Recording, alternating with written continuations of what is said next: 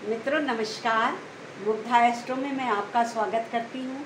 आज का विषय ससुराल कैसी मिलेगी। अक्सर लोगों का प्रश्न होता है कि उनकी शादी होने वाली है, शादी की उम्र आ गई है, मैडम बताइए मुझे मेरी ससुराल कैसी मिलेगी।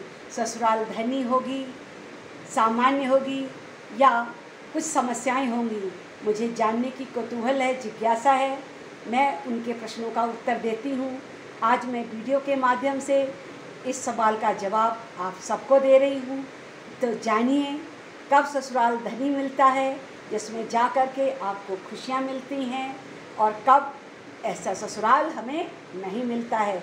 आज का विषय धनी ससुराल। देखिए, हमारा शादी का घर सप्तम है, जो मैं आपको कई बार बता चुकी हूँ। प्रथम भाव लगन होता है और सातवां भाव हमारा शादी का होता है। शादी के भाव का जो ग्रह होता है, यानी जो सप्तमेश है, अगर उसकी युति चतुर्थेश के साथ हो जाए, पंचमेश के साथ हो जाए, नवमेश के साथ हो जाए, दसमेश के साथ हो जाए या 11वें घर के साथ हो जाए, तो ससुराल धनी होता है। इसका तात्पर्य शुभ ग्रह और क्रूर ग्रह से नहीं है, बस युति से है। अगर आपके सप्तम भाव के ग्रह की युति चतुर्थेश के साथ हुई, पंचमेश के साथ यदि हुई, अगर नवमेश और दसमेश से हुई और या 11वें भाव से, तो निश्चय जानिए कि आपको ससुराल धनी मिलेगा। आप वैभव युक्त जीवन जिएंगे और सारी खुशियाँ प्राप्त करेंगे। अगर ये युति लगन में बनती है तब भी आपको ससुराल धनी ही मिलेगा। परंतु यदि ये युति 6, 8, 12 में हो गई तो फिर आपको ससुराल धनी नहीं मिलेगा, और इसके अतिरिक्त ससुराल का सहयोग भी आपको नहीं मिलेगा। युतियों से तात्पर्य दो ग्रहों के मेल से है।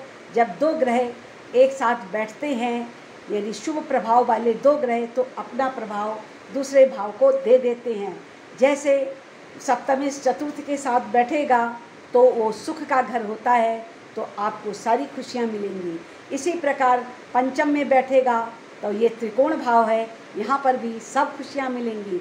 नवम स्वयं भाग्य भाव होता है। अगर इस घर में जा कर के सप्तमेश और नवमेश की युति होती है, तब भी आपको ससुराल धनी और खुशियाँ प्राप्त होंगी। दसम भाव भी इसी प्रकार फल देगा और 11वां घर भी आपको इसी प्रकार फल देगा। अगर इनमें युतियाँ होती हैं तो समझिए आप बहुत भाग्यशाली हैं, आपको धनी ससुराल मिलने वाला है और आप फिर माला माल होने वाले हैं। इसके अतिरिक्त एक योग मैंने देखा है कि अगर सप्तमेश और 11th हाउस यानी 11वें घर की युति 3rd हाउस में भी हो जाए, तब भी धनी ससुराल मिलता है।